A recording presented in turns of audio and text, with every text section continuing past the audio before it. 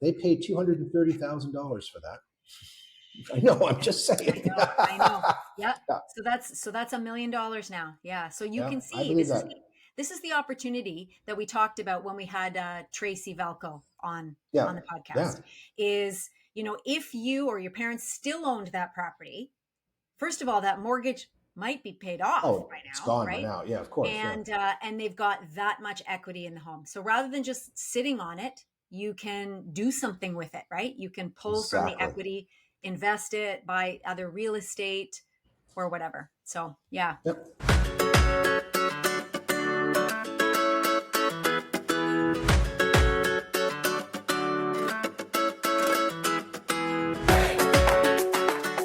Welcome to the Timbits and Tacos Real Estate Podcast with me, Wendy Pauls, and my good friend and fellow agent, Rick Parks. So I thought it would be interesting today to talk about what you can get in our various locations, in our different locations, for a couple of price points. Okay. So for 500,000, for 500,000. I have a whole bunch of thousands in my closet. Let me get those out of there. Yeah. Wendy, learn to speak. So thousands. Yes. Okay. Thousands. Got it. Yes. What can you buy in Cabo for 500,000 and surrounding area? What can you buy in Waterloo Region? I thought it would be just interesting, from curiosity. How far will your money go? I think here's the sad reality. What you could buy for 500,000 last week, you can't buy for 500,000 this week, and you won't be able to get anywhere close to it next week. So that we're both in those type of markets right now, a little bit. Mm-hmm. Yeah. Yes. Yeah. So literally before the call, to get a really current idea, I did a search within the last 7 days. Okay. So I looked at what's sold in the region in that price range, give or take 5,000, at the 500,000 mark and at the 1 million mark. So I have kind of a general idea. But you're absolutely right. The market is shifting constantly. By minutes. Yeah. It's crazy. It's insane. Yeah. So what's going on in your market there right now before we get into some examples? Well, we've been... Cabo traditionally is 6 months behind the major markets in the United States. Whatever New York, Toronto, Vancouver, San Francisco, whatever they might be doing, we're generally 6 months behind. This is one of the few times in history where you blipped, we didn't blip. Okay, so you went through Which blip are you talking about? You went through a blip through the fall where things really drop significantly. Yes. Never happened here. Never even claimed close to happening here. And we've all been kind of sitting back, those of us who've been in the business for a while, and going, well, here's what's been happening up in San Francisco and Vancouver and Toronto, and we're watching this. It never happened. So our market is continuing this climb. Now, we've seen a little bit of a slowdown, but that slowdown is basically driven by a lack of inventory. Okay. All right. So to give you an example. Now, when you say a slowdown, then a slowdown for number of sales, because if inventory is low, don't prices go up? Yeah, but the availability of anything that's decent, that's built, is very low. And so it's driving those prices up to a point where it's slowing down the market. Oh, okay. Okay. So your $400,000 buyers coming in going, that's all I can buy for $400,000, where 2 years ago they were buying something fantastic. And so they're putting on the brakes. In our inventory, so pre-COVID, our inventory sat at about 1,700 units for all of Los Cabos. That was available. Okay. That would be condos and homes. In the middle of our real pressure market, that dropped to about 900. So we were about half of what our regular market is. Wow. Okay.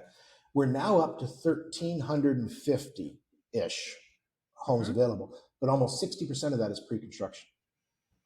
Oh, wow. Okay. So that's the struggle we're having in our market. Sure. If I had, really great properties at $400,000 or $500,000 that were built and ready to go, I'd probably sell 3 next week.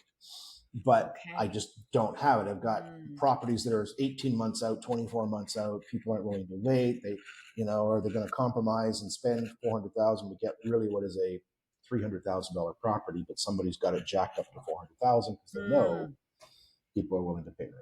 That's what's happening in our market. I see. What about yours? So one of the things we're feeling, we've been climbing in price since December. Okay. And we really felt the market pick up once the Bank of Canada, once rates held a couple times in a row. I think the buyers' confidence increases and we saw activity pick up. It's also spring market, but I think those two things kind of combined. All right. And we really started feeling, so we got back into multiple offers and the market got more competitive. And you can, when you're out showing and selling and listing, you can feel the pace pick up. Right. With the recent announcement where they increased a quarter point, you feel a slight hesitation. Pullback. Yeah, I get it. Yeah. Which is just wild to me. So it's that quick. People hear it.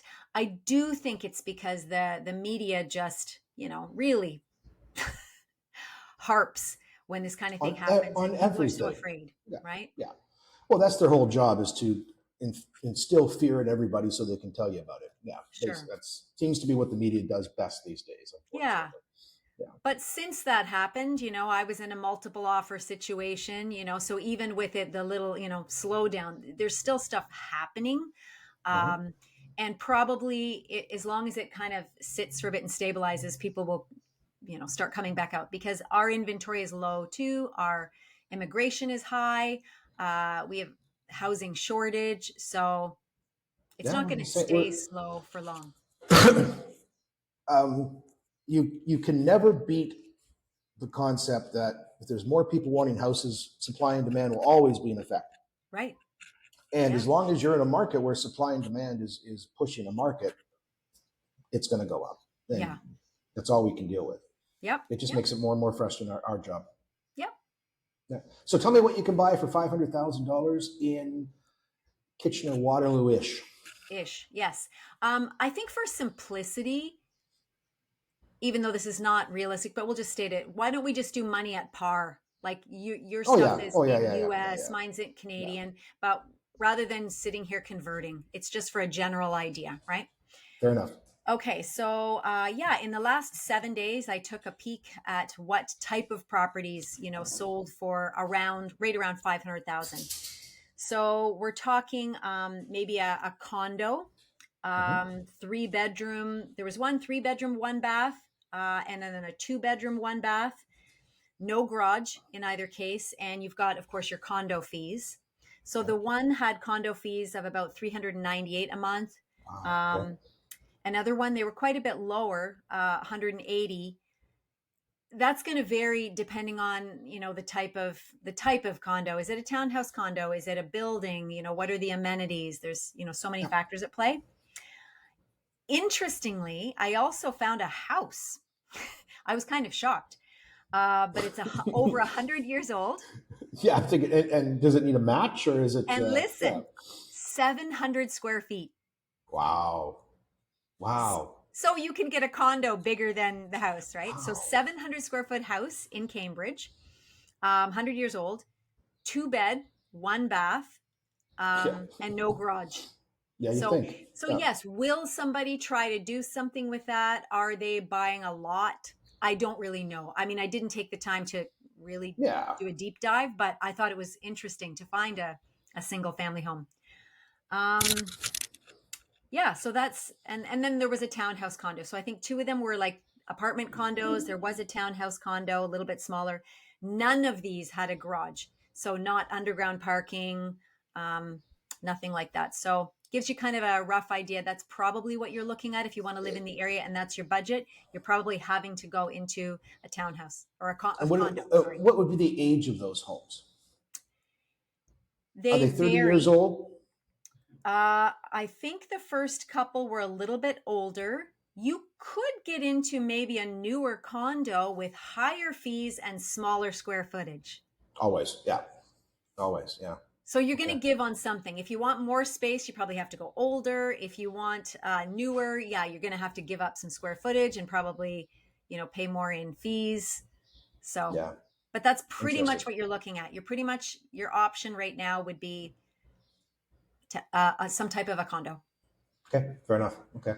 And what about in your area? Well, the one thing I don't have the ability to do that you do is look up recent sales. Okay. Because we have about a 3 to 4 month closing process here. Mm. So I can't whatever sold last week, I won't know what it sold for 3 or 4 months. Oh my gosh. Okay. That's like so from it goes, the dinosaur ages. oh, I know, it's horrible. So it goes pending. So we don't know. I could call the agent and ask, and Sure. they might tell me, they might not tell me. Yeah. But what I can tell you is basically we're getting asking price at this point. So what's on the market for 500,000 is probably going to get very close to 500,000. Gotcha. Yeah. It's gonna be in That's that range, so nice. Well, it is nice that way. Yeah. Mhm. And especially when you're dealing with the pre-construction market, because you're dealing with developers. Their answers are very quick. You're not dealing with emotions. You're walking in saying, you're asking 495. Here we're going to offer 492. Yeah. And they're either going to say yes or no, and on you go. Oh, honestly, I'm so jealous of that right now. No, I totally believe you. Yes. Oh yeah. Our list price in a lot of instances mean nothing, and Yeah. you're guessing because you don't know what other people are going to do. So we have there's a basic understanding here, and it's written into the number of now. And again, I'm getting into some really weird little details here, but we do not have a standardized form for listing. Okay, so all of our listing agreements are individually written out by your individual companies. Some of the individual companies and listings that are with some of the brokerages basically say, if I bring you a full price offer, your house is sold. So, okay, so they're under the obligation to sign the contract if it is a full price offer. Wow. So in our case, we start getting into this scenario of, well, maybe we've got a little bit of a bidding war go. I always go offer them full price, because if they're under that type of listing contract, they're obligated to take it. Amazing. Oh my gosh. It would be, yeah. So we don't have this escalating, they offered this, they offered this, they offered this, they offered this thing going on. And I don't know if it's a law or if it's just the way that we operate. Yeah. But there's a general consensus that, once we get to that asking price, now we're into the details of, okay, you put a couple $1,000s over. We kind of kill the whole back and forth thing really fast. It's really quite interesting. Yeah. Oh, that's fascinating. Wow. Yeah, so it's very different. 500,000 here will get you very similar. We will get you a very nice 2-bedroom condo. You'll probably have underground parking, 24/7 gated security, view of the ocean. You can get a view for that, eh? Oh yeah, yeah. Oh, like great. I think, and this will be new construction. Okay. 500,000 in things that are already built that are nice. Yeah. That's a lot trickier. Okay. You might be pushing that up towards 600,000 to get decent complex, good security, underground parking or garage, 2 or 3 bedroom condo with a view is going to be pushing that 600,000 mark. So 500,000 may get you into pre-construction, but you won't be able to get into that for another 18 months. Gotcha. Yeah. Okay. Oh, no, that's good. As far as a home goes here for 500,000, you can probably get an 1,800 square foot home. Okay, with probably not a view, may have a rooftop view, and maybe a small splash pool. But you're going to be in a very either small subdivision with no 24/7 security, just a gate, or you're going to be up a dirt road where they've built some subdivision up a dirt road. So that you might find a house in that 500,000 range. Okay.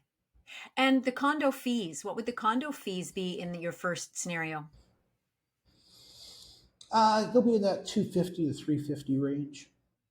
Similar numbers to what you're talking about. Yeah. Include any like utilities or? No utilities. That will include your security, your garbage, your pool, your landscaping, all that sort of maintenance, whatever amenities might include it.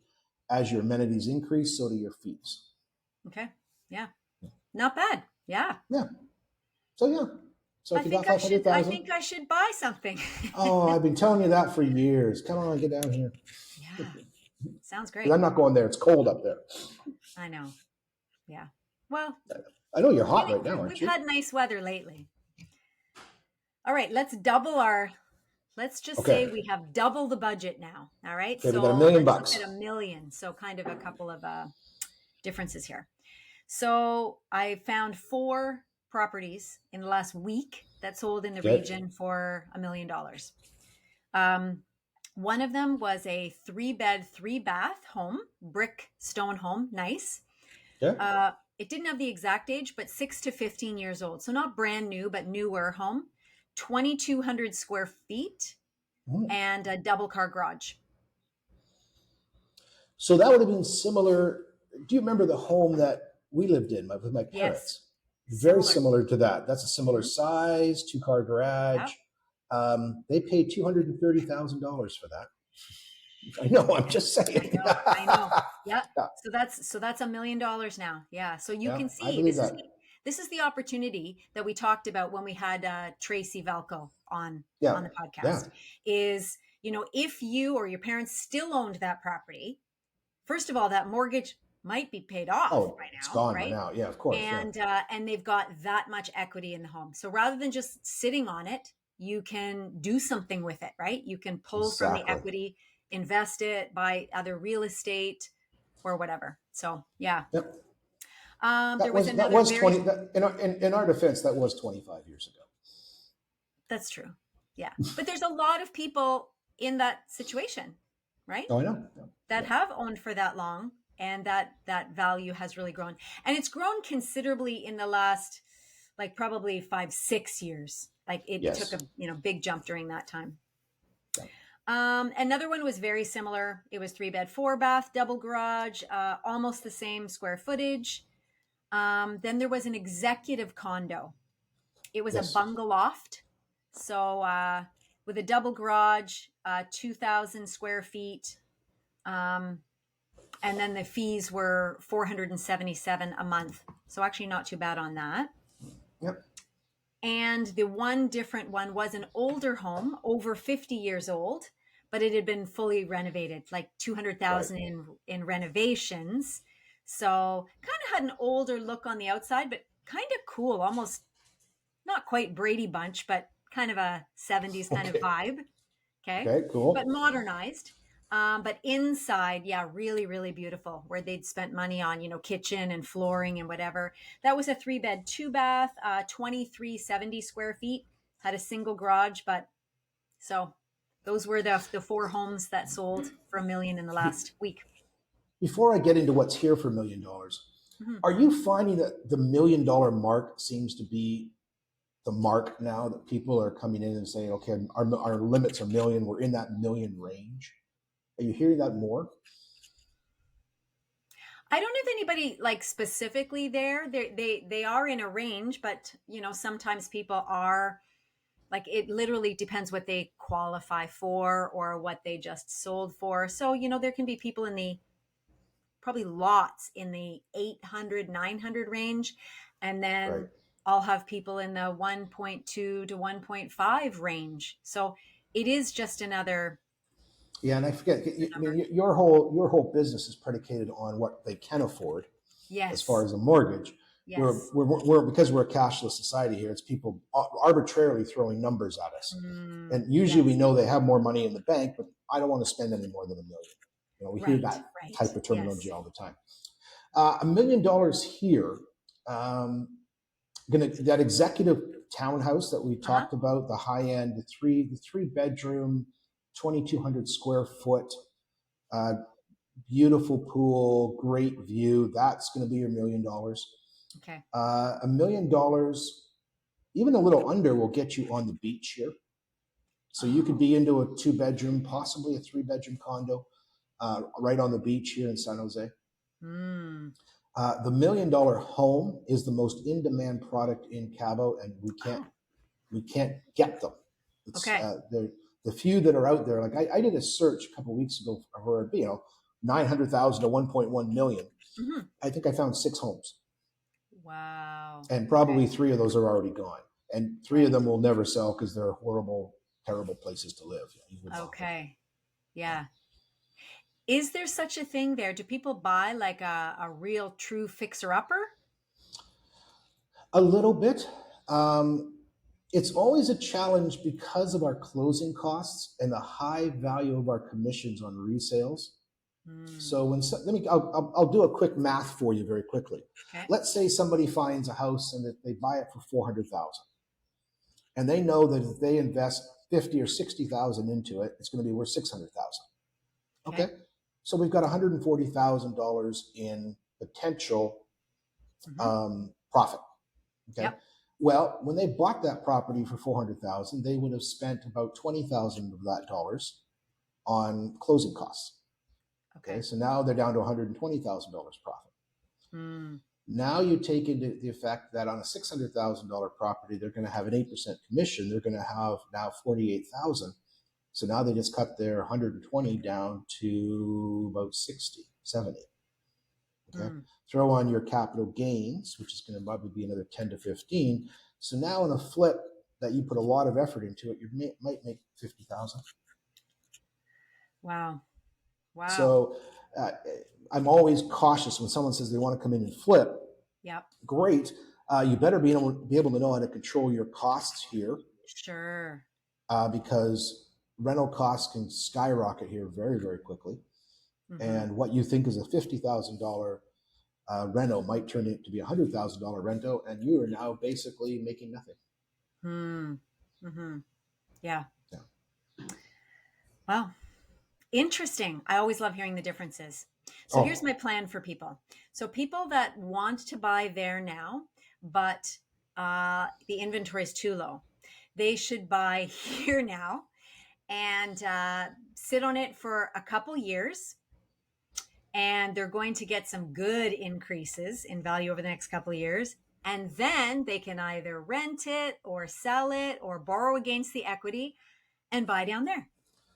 That is a very good idea. I have a better one. I have a better idea. What's that?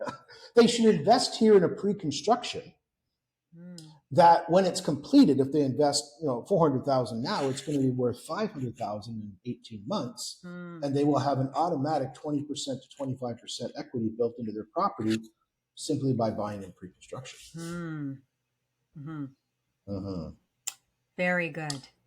Good option. That didn't help. That didn't help me at all. That didn't help you at all.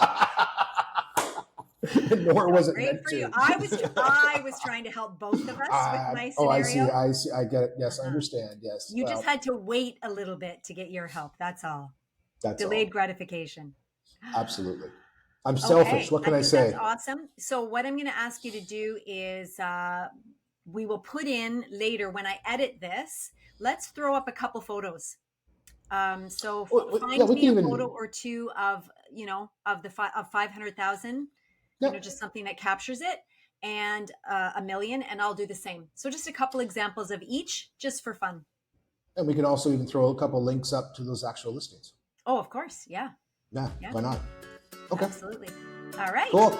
Thanks, hon. That's all for now. Adios. Talk to you soon. Adios. Bye.